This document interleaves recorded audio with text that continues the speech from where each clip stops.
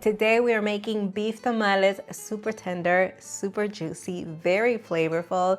Now, this is a classic top contender in Mexican cuisine.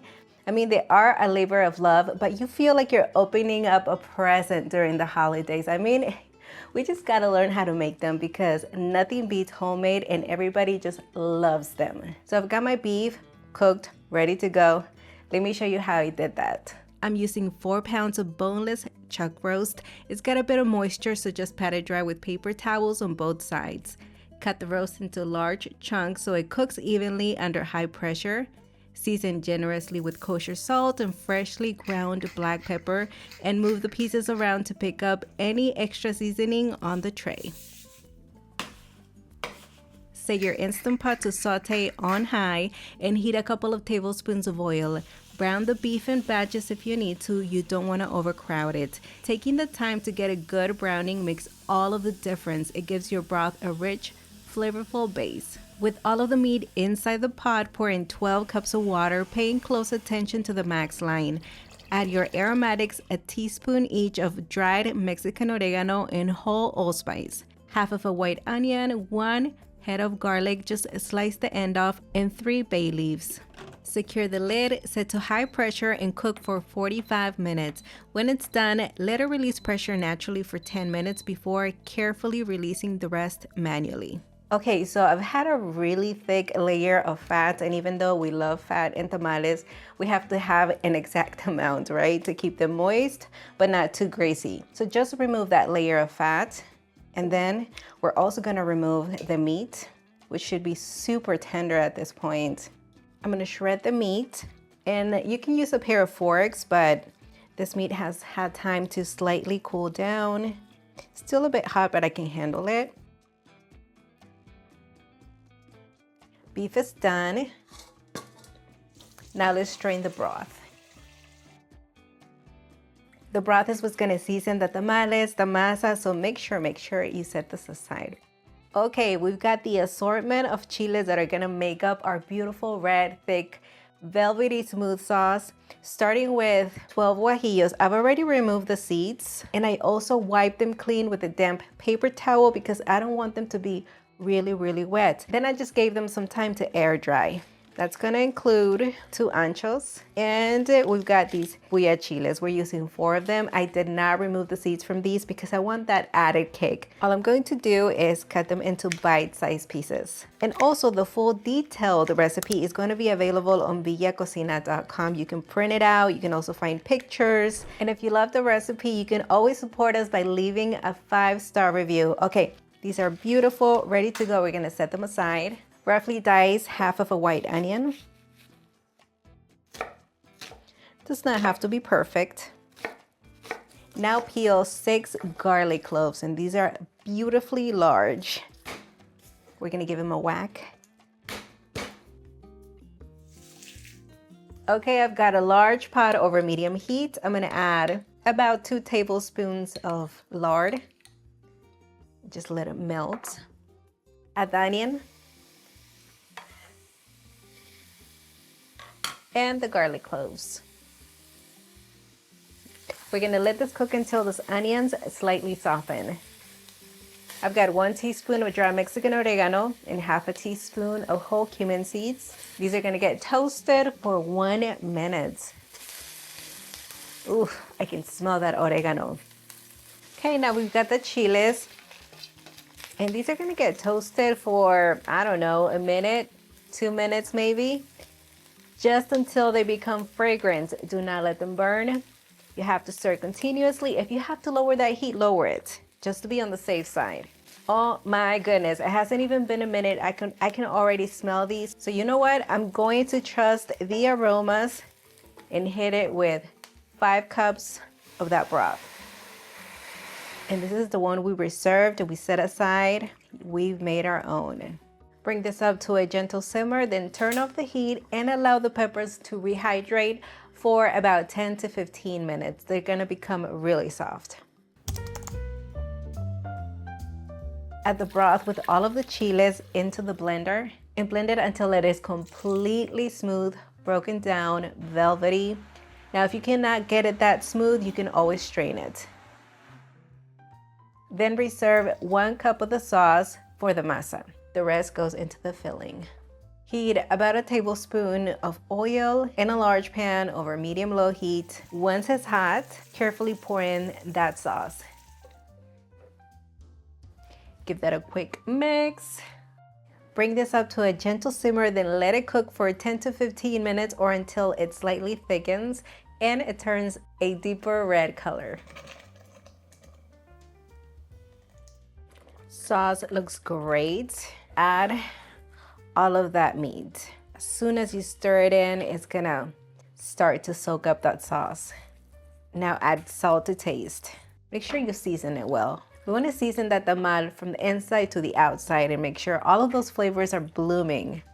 After the salt is cooked for about 2 to 3 minutes, completely fine. Turn off the heat and set it aside for it to cool down. I've already started the process of prepping the corn husk. I literally just sort through them, pick the ones that are medium to large in size, make sure they don't have significant holes, especially in the center of the leaves or a lot of dark spots. Any imperfect ones can be set to the side to be used for lining the pot and covering the tamales. Right at the beginning of the recipe, the first thing I did was place all of those husks in a large bowl and soak them completely with warm water for about 15 to 30 minutes. The goal here is for them to be pliable so that we can work with them when it's time to wrap the tamales. I do like to place something on top just to keep the husk submerged in the water. Finally, rinse them, drain all of that water, and pat them dry with paper towels. It is time to make that masa. I've got in a large bowl 6 cups of instant corn masarina. To that, I'm gonna add 1 tablespoon of baking powder and 2.5 teaspoons of kosher salt. Give it a quick mix just to make sure everything is fully combined. In a stand mixer with the paddle attachment, add 1 cup of lard. Beat on medium to medium-high speed until smooth, light, and fluffy, about 3 to 5 minutes. What I'm doing here is just scraping the sides and bottom of the bowl. Next, add the dry masa in 3 parts. With the first addition, pour in half a cup of avocado oil and a little of the warm broth we set aside from cooking the beef. It helps the masa come together beautifully. Mix on low speed to prevent splattering.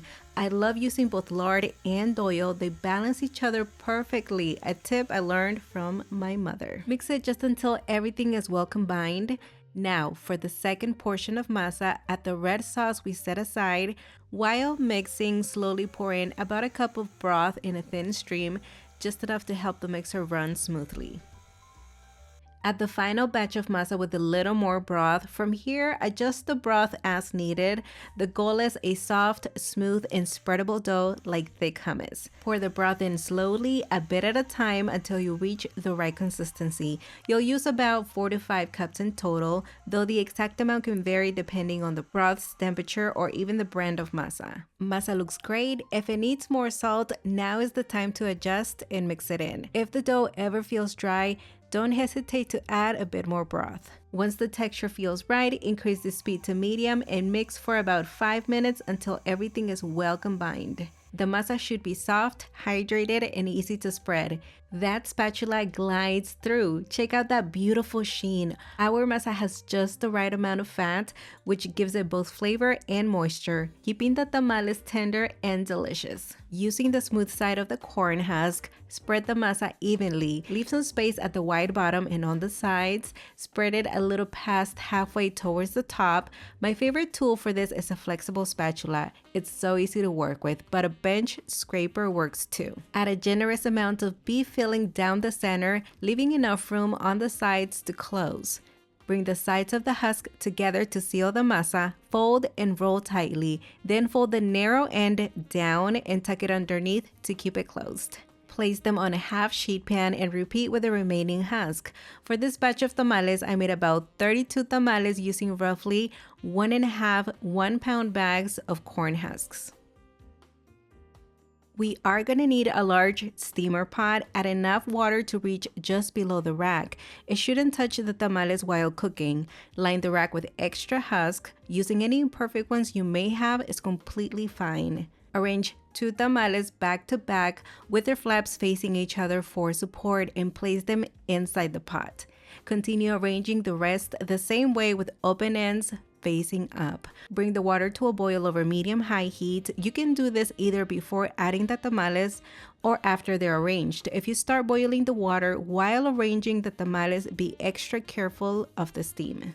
Once the pot is filled, tuck extra husk over the top to cover it and prevent water from dripping in. Check occasionally and add more hot water as needed to maintain the level below the rack. You'll hear the gentle bubbling as they steam. Cover, and when it reaches a boil, reduce the heat to medium-low and steam for 75 to 90 minutes or until the masa is fully cooked and easily pulls away from the husk. To test for doneness, remove one tamal and let it cool for about 10 to 15 minutes. It should release cleanly from the husk, hold its shape, and have no raw masa taste. And that's it, tamales that are beautifully soft, flavorful from the inside out, and so satisfying to make. Still a labor of love, but each step is simple and worth it. It's the perfect dish to make with family and to share a few bundles of homemade goodness with loved ones. Turn off the heat, keep them covered, and enjoy. It's the most wonderful time of the year. Every time there's tamales is the most wonderful time of the year. Guys, these are so, so good. Let's give it a try.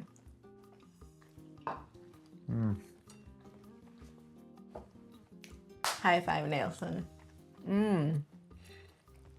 Love me some good tamales. They've got a ton of meat, a good amount of that masa. This is so good. Wow.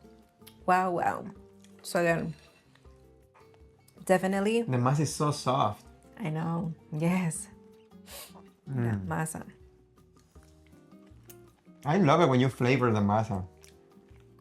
It's like it gives it another tone.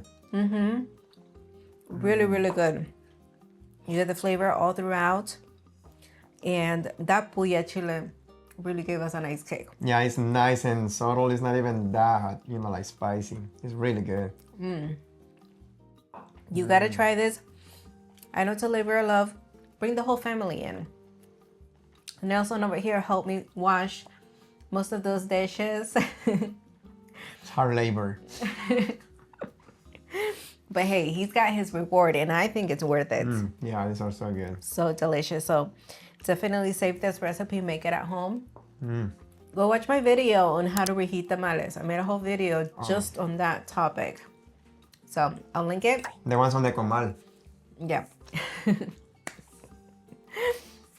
I will link it down in the description area and I hope you enjoy it. All right, everyone, we are done here. Bye. Bye, everyone.